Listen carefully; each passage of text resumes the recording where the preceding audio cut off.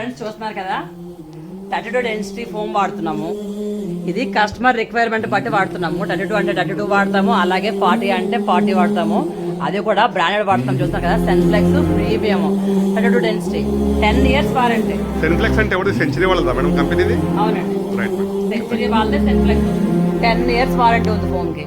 ఏం యూజ్ చేసినా సరే బ్రాండెడ్ యూజ్ చేస్తామంటే లోకల్ కనుక యూజ్ చేస్తే ఫోమ్ కూడా మనకి కాస్ట్ అనేది తగ్గించవచ్చు.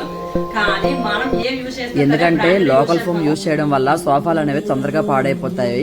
అప్పుడు కస్టమర్ మళ్ళీ ఇంకా డబ్బులు పెట్టి సోఫాలు కొనుక్కోవాల్సి వస్తుంది.